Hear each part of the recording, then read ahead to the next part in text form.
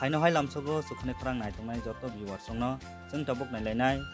online kokbrok rosamung batailaimung panda 2021 panda ni batainai number 6 bini rosamungno jeng tabuk nailainai bini bumung ungkha thansa koloi bini nikuma ungkha ompi boisomoni para khnamani yagulo norok bini rosamungno nathok jakhangke gobang views tai like rogoi support khlaioi apply khlaioi second round no rohordi faide hengke jeng tabuk nailaiana bini rosamungno Puilano kaitono hambai mariwo ani bumung kha thansa koloi ani para ungkha ompi bushimani para ang tini richamna basajak kokbro gospel song ani richamungni kok thai ungkha ang sungkha kaitorno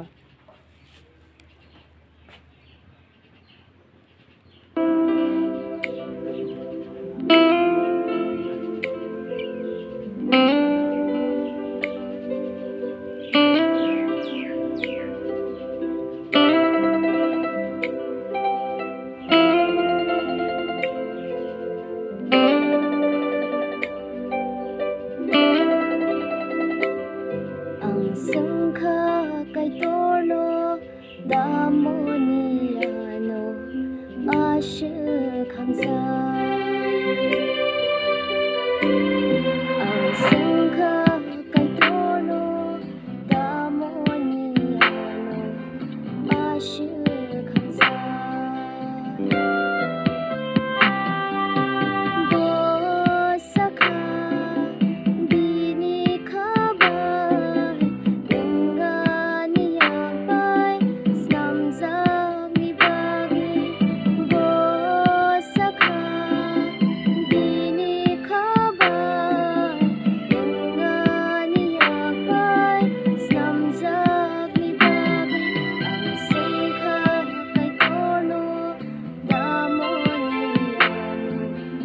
ashe khamsa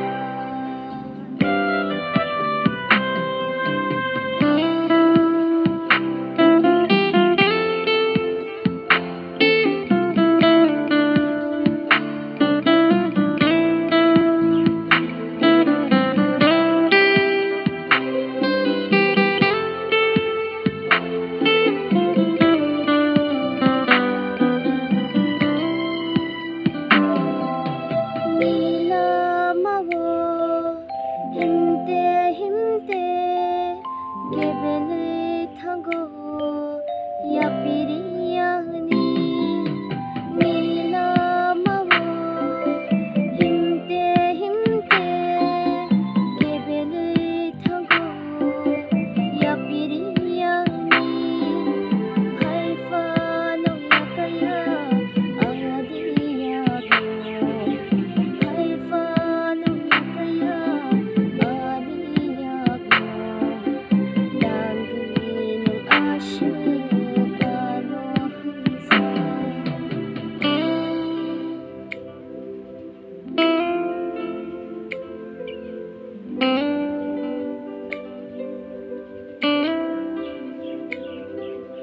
Sagurum no kaksang marina mo changkha